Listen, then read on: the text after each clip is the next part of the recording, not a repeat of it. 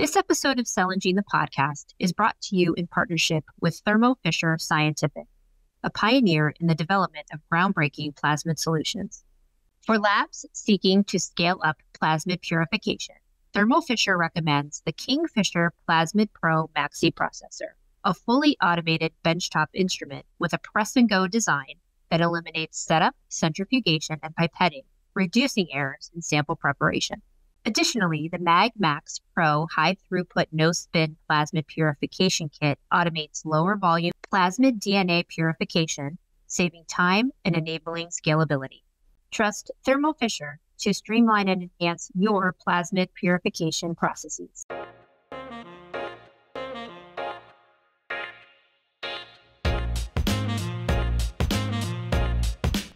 Hello, everyone, and welcome to this episode of Cell and Gene, the podcast. I'm your host, Erin Harris, and I'm joined by CureDuchenne's CEO, Debra Miller, and CSO, Dr. Michael Kelly.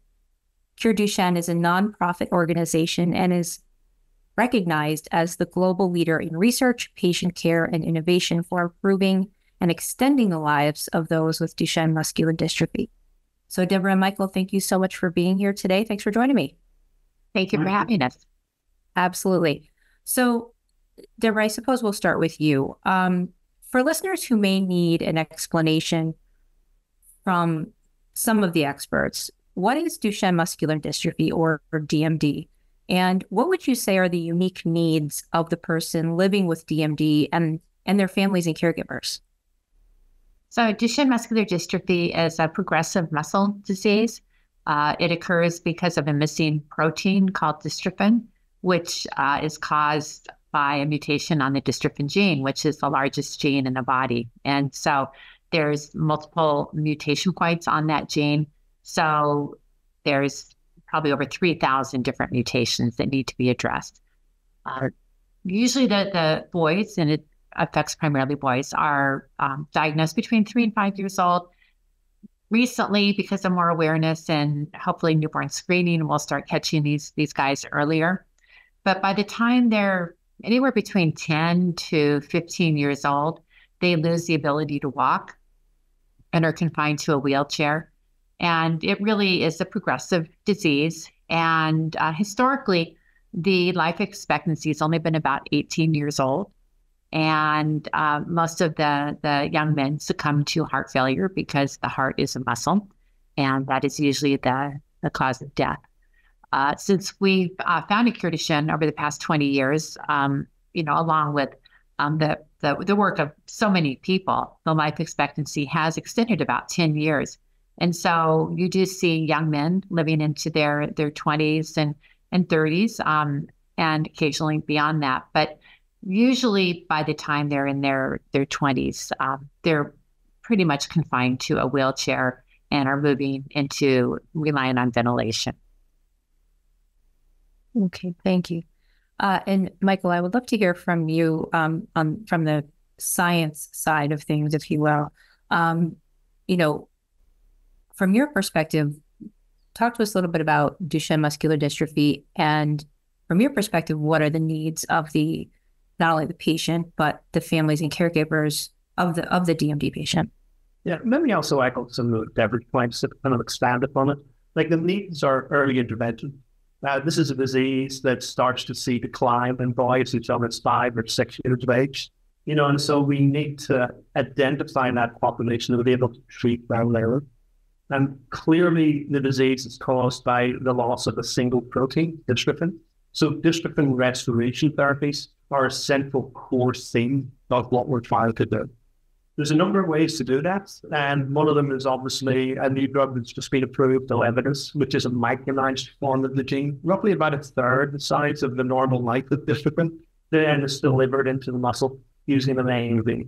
Other forms of treatment options try to restore the reading for any more of the mutations that individuals have, and that there's exon skipping. Exon skipping isn't applicable to everybody because it depends on the individual's mutations. But we do believe today that up to 60 to 65% of Duchenne patients could be treatable by specific forms of exon skipping.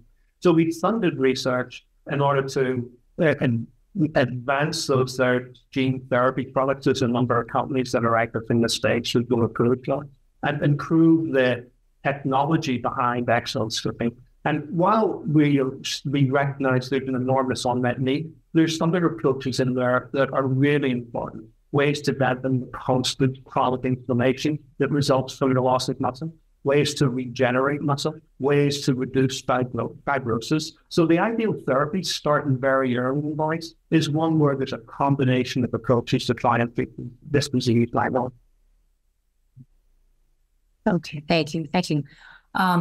Okay, Debra, I'd like to talk to you a little bit about, CureDuchenne, the organization. So according to CureDuchenne's website, you have personal experience with DMD as your son was diagnosed with the rare disease. So talk to us, give us sort of the history of CureDuchenne, explain the organization's mission, background, and, where you're headed.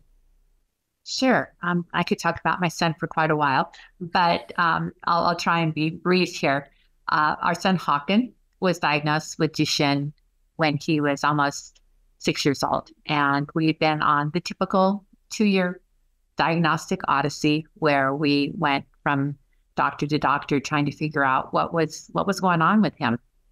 And he was a bit of a slower progressor, which we've been very blessed with, but still things were he wasn't keeping up with his friends. And I was the hysterical mom that was walking into the pediatric clinic where the physicians and nurses would all roll their eyes when they saw me coming, because as far as they knew, he was just a really big kid and he was a late bloomer. So we never heard of the word Duchenne and knew nothing about it. So it was quite a shock. And both my husband and I come from business background, sales and marketing. And so once we picked ourselves up and got over the shock of what we've been handed, and we were told that our son is not going to make it past 18 years old, and there's no treatment, there's no cure, there's nothing you can do, go home and love your child. We didn't like that prognosis. And so within a year, we had actually started CureDuchenne. And our mission at that point was to, number one, fund early stage research and try and get it out of academic institutions and into clinical trials. Because what we had experienced was this cycle of academic research, which is obviously foundational and so important. And, the most brilliant minds are working in the academic institutions, but the pace at which they were actually moving it into a drug development process was very slow. And so we tried really hard, and our goal was to get the science out of the labs and into biotech companies and move into clinical trials. And also we felt that, we between the two of us, a lot of faith, and we made a decision that we were not going to let this disease rob joy from our lives. And that if we could help inflict joy in other families that were touched by this disease, then that was part of our mission too. And so we made a real point to put together family programs and conferences and celebrate the lives of our guys with Duchenne. And, I'm very proud of my son. He's, graduated with honors from USC in journalism and has gone on, he's got a full-time job. And so he's really smart and very proud, but not just Håkon, but some of these guys now are really raising the bar and setting examples for what all the other guys and the younger guys can look up to. And your mind's a pretty powerful thing. And if you'll have a future, it can really keep you going. So that basically was the impetus for CureDuchenne.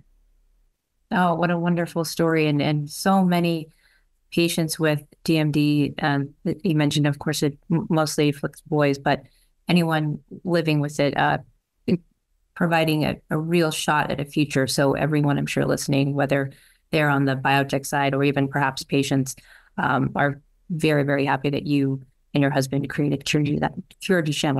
Excuse me. So thank you.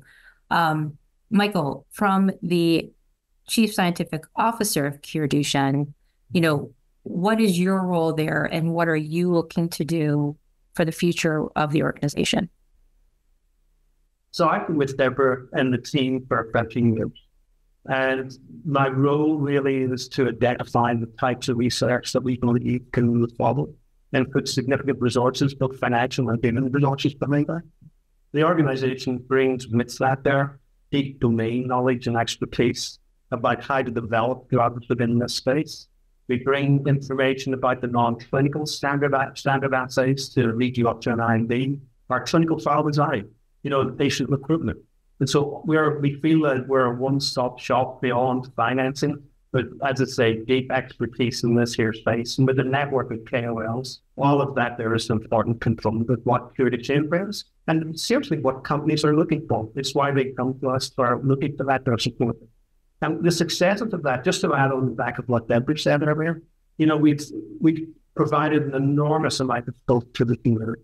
We've seen 8 drugs approved over the last 8 years. Drugs such as the first gene therapy product, a handful of exon skipping products, 2 steroids in ELEVIDYS, in the Morlone, as well as caplaziport, and now a HDAC inhibitor. And this is only the very beginnings of what we need to do.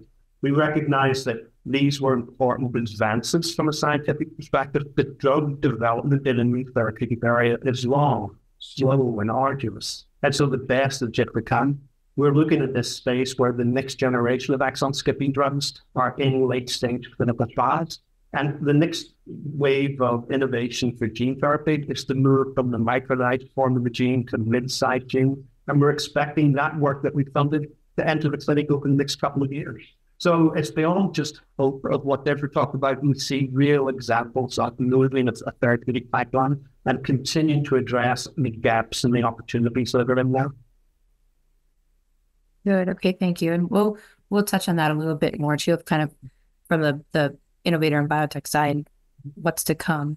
But before we get to that, so in June 2024, the FDA approved the expansion to the label indication for ELEVIDYS from Sarepta Therapeutics to include individuals with DMD with a confirmed mutation in the DMD gene for at least 4 years of age. And so I'd love to hear from both of you, what has been the response from CureDuchenne's community, and how are you involved in helping patients and families perhaps gain access to the therapy, and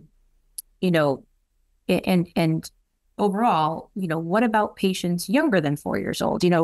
I think that probably leads to what, Michael, you were just saying of the innovation to come. But Debra, we'll start with you. What has been the response from CureDuchenne's community about the Sarepta Therapeutics approval?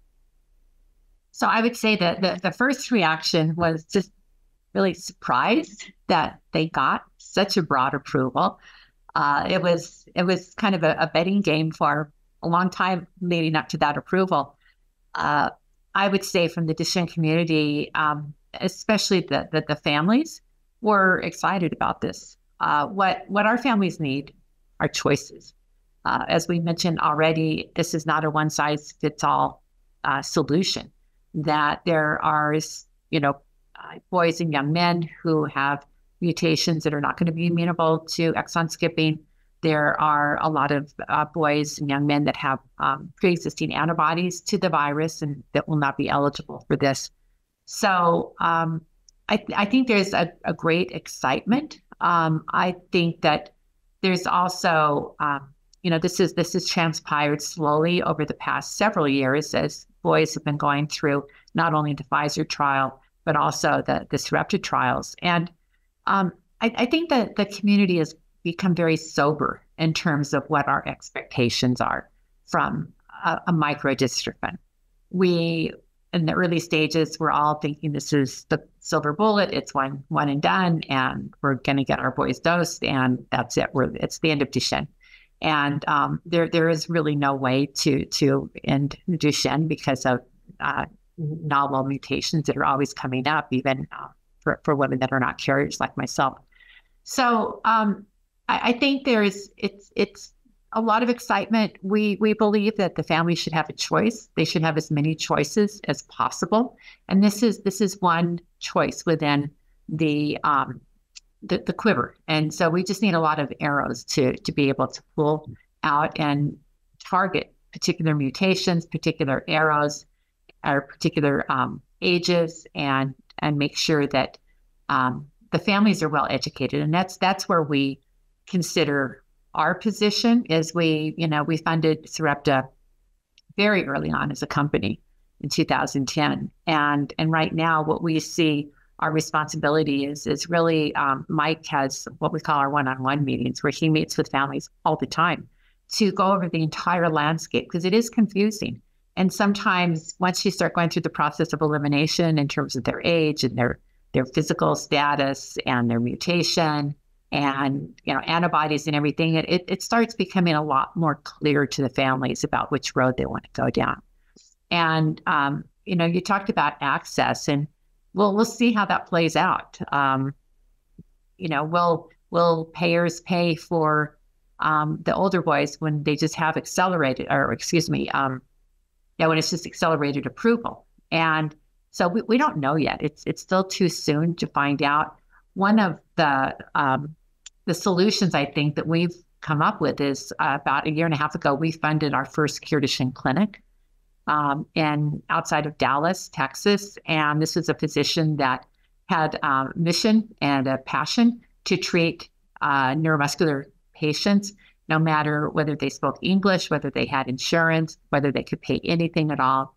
And we just happened to collaborate with Dr. Castro at a time when she was forming this clinic, and we're able to come in with support to enable her to do this. And she's been a real champion of cutting through the bureaucracy and the red tape and actually getting some of these patients dosed much earlier because she doesn't have the big institutional stuff that she has to go through. And so, that's one of the solutions that we've helped provide.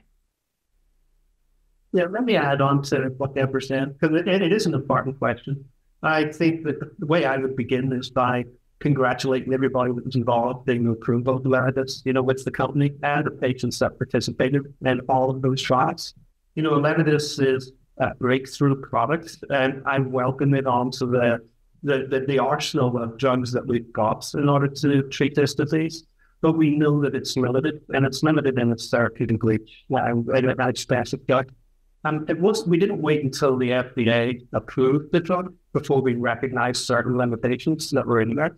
We've seen that we know that it failed its primary endpoint. We didn't reach that, but certainly hit secondary endpoints. And if you just take a step back for a second and ask the question, what is gene therapy meant to do? We know that dystrophin is a complex protein. Debra mentioned at the beginning that it's the largest gene in the human genome, and it encodes for a very large 13. Nature tends not to do that unless it needs all of that protein. It turns out that all of that protein is very complex roles within muscle, and you can't copy, recapitulate all of that with a microgene. So the purpose of the microgene was not to cure Duchenne, it was to transform Duchenne into a milder and better phenotype. And we waited to find out what type of phenotype ELEVIDYS and the other micronized drugs could give us. And it turns out that it's not enough. We welcome it, but it is not enough. And it's really guided the way that we looked at the space and the way that we funded different types of research. Some of them I've touched upon already, but years before it was approved, we already started some work in order to look for better and more refined AAV viruses, ones that had better tropism for muscle. And that was important because it allows us to reduce the dose, and it also increases the therapeutic window of things. We suspect that they're going to be excited for drugs. And it also opens up the door for getting to mid-sized genes. And I mentioned that there before. And this is an advance beyond what a micronized gene could do. It's important to recognize that the mid-sized genes are not synthetic genes that we've made in a lab. These are mid-sized genes that we see in Becker muscular dystrophy patients, genes that nature itself has made, and it's associated with a stable and mild to asymptomatic disease. So it's an important transformation for us to take the science that we funded very early, and about a decade ago to get to the microgenes, where a few years back we'd funded research to get to the mid-sized genes. And that becomes a really important part of the evolution of gene therapy for Duchenne. I'll say another thing that was part of your question. ELEVIDYS is approved for Duchenne individuals 4 years and up. There's companies now involved in going into younger children. REGENXBIO is a good example of that. And I believe Insulet will be another good example of that. And a lot of this is funded and based on research that was pioneered by Ken Flanagan He took some gene therapy approaches into boys that had a duplication of exon 2. We funded that work multiple times over the last 10 years. Then Kevin's work very successfully dosed a 7-month-old boy, a Duchenne boy, and put in full-length gene, almost 90% of it. And his phenotype is incredibly man. We're following that individual now, and it's the basis for what we believe is getting into boys younger and younger at diagnosis. And in the same way that they do in other diseases like SMA, there's going to be an important future option for what we do in Duchenne. Larger genes treated earlier, and we think the beneficial effect will be highly pronounced, rather than going into mid-age boys around about 7, 8 years of age are non-active individuals. And that's what companies are taking that right now. The work of Kevin Flanagan clearly has pointed to the importance of doing that there. And I will learn as Regenix and Insulet and others with the boys from 1 year and upwards and see how that there changes compared to what we see today for ELEVIDYS. So this is space that's continuing to evolve and improve. And we were focused on that long before the approval of ELEVIDYS.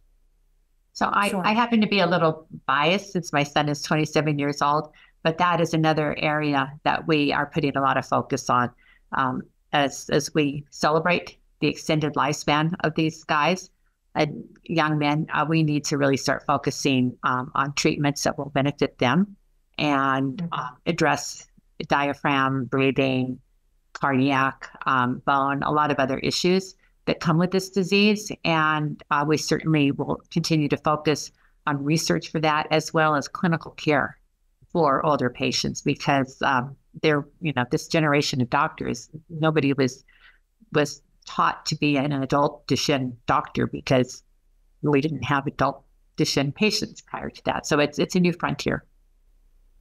Sure.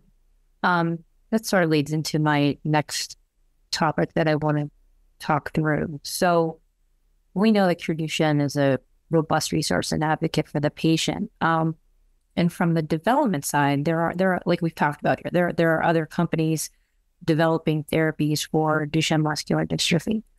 The clinical trials are ongoing, and but do you as a team work directly with the various biotechs developing these therapies? Why or not, yes or no? And I'd like from both perspectives, both Debra and Michael, for you to talk us through what that relationship may look like if it exists. Sure. So we have funded and worked with, we worked with virtually all the companies that are in the Duchenne drug development space and funded most of them that have moved into clinical research. We tend to invest in the biotech companies at a very early stage to give them the money, the early funding they need to get proof of concept, just to see that there's a there for Duchenne and to move on. So we, in the whole scope of what it takes to get a drug to market, our investment amount is pretty small, but the expertise, as Mike said earlier, that we bring to them as the Duchenne experts in the field is pretty tremendous in terms of helping them not only understand how their science is going to apply to this disease, but what the patient community will not accept, what regulators are looking for, a network of KOLs, and just basically, so what the companies appreciate as much as our investment, I think, is our expertise, and kind of the CureDuchenne venture stamp of approval that I think a lot of companies feel very good about having, because we have 3 PhDs, Mike and Leon Orlando and Poteen Liu, and they look at probably at least 100 research projects, potential projects every year. And we fund 3 to 5 projects every year. And so we're very discriminating in the science that we do fund. Let me take that point and just expand upon it. Debra's absolutely right with the numbers. It might be more than 100. There's some that we may not tell her about. But I do think that the extent of diligence that we bring into this is matched only by what we typically see in a recent group.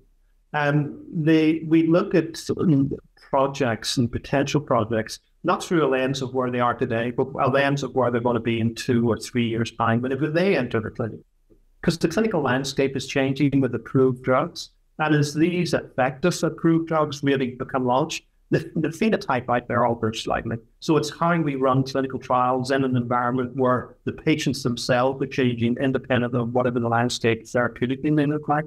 So it's a fairly complex set of dynamics that you can see. CureDuchenne is a really valued investor because of the level of diligence and the quality of the diligence that we bring in there. And it's seen as an important component of a syndicate that is brought together. To Debra's point, it takes a lot of money, $30, $40, $50 million to run a phase 1-2 trial. And really to de-risk an asset and understand where you're going to go talk to regulators about a registration file.